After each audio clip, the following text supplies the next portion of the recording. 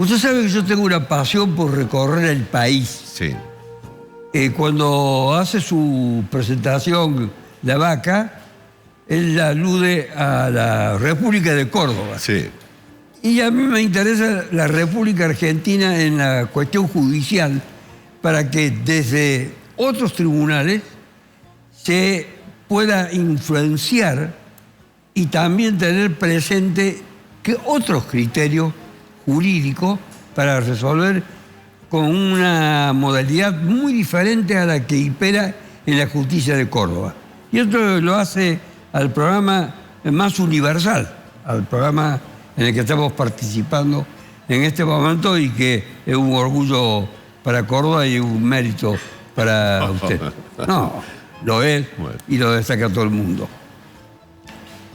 Este caso es de Jujuy. Sí. Y tuvo muchas variantes, muchas derivaciones y muchas críticas al comienzo por la forma, la estructura del episodio, la declaración de la principal responsable de un hecho de muerte. Una empleada doméstica que tenía a su cuidado un niñito de una niña de 6 meses. Pero le tenía miedo a sus patrones porque si la niña lloraba, tenía temor de que la reprobaran, que la retaran o que la trataran con desconsideración. Era un poco eso, pero sobre todo particularmente que no creyeran que no atendía debidamente a la nena. Lo cierto es que llorando la nena, no se le ocurrió otra cosa desgraciada, trágica, terrible, de ponerle una almohada en la boca. Y de esa forma le dio muerte. Es decir, la dejó de hacer llorar a un alto precio, para que sus patrones no la reprobaran. Recuerdo que la crítica de la prensa de aquel lugar, de San Salvador, de Jujuy, decía en títulos casi catástrofe o catastróficos, que la explicación que había dado era realmente repugnante, burda. Para que la niña no llorase, la había matado. No, ese no era el verdadero motivo determinante de la conducta que tenía, era el miedo que tenía ella a sus patrones. Pero era difícil de creer. Lo concreto, fue a juicio, con jurado popular. En el juicio se acreditó la introducción que yo hice de que tenían miedo. Tenía miedo. Y el miedo le había llevado a esta solución absolutamente, para muchos, seguramente la van a considerar absurda. Y la fiscal del caso dijo que debían contemplarse circunstancias extraordinarias de atenuación por ese miedo que tenía instalada esta chica.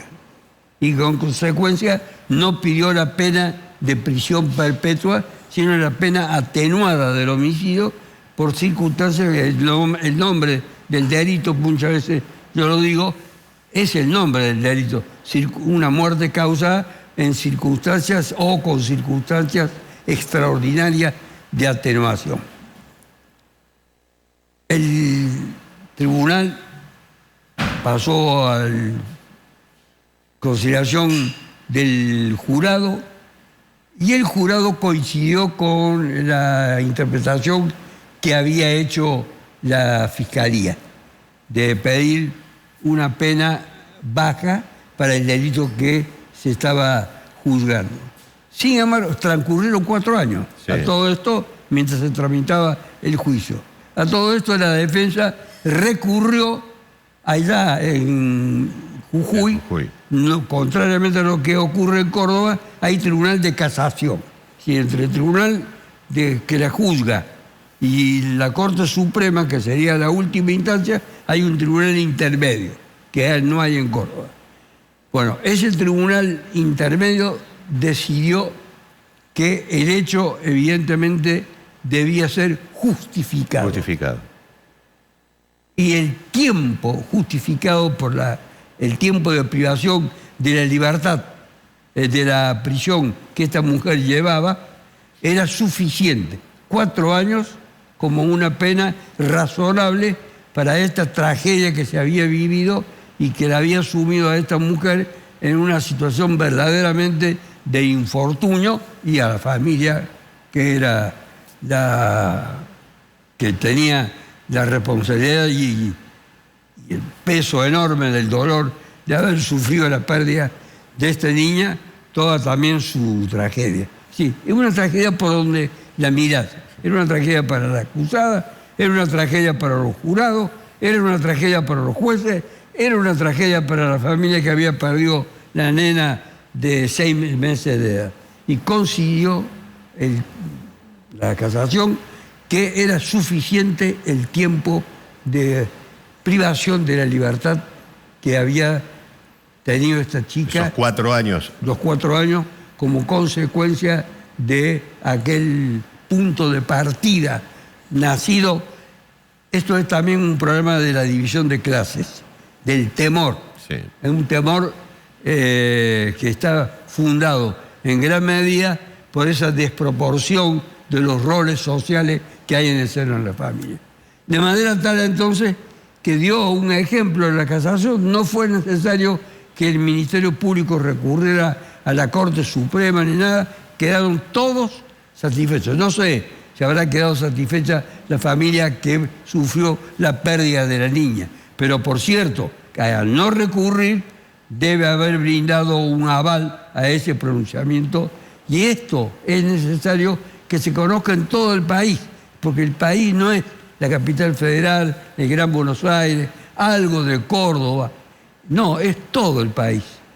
Es todo el país. En la justicia hay resoluciones que son verdaderamente, algunas asombrosas, sorprendentes, otras, pero también ilustran acerca de criterios jurídicos que son muy diferentes entre unos y otros. Hay algo que no tengo entendido.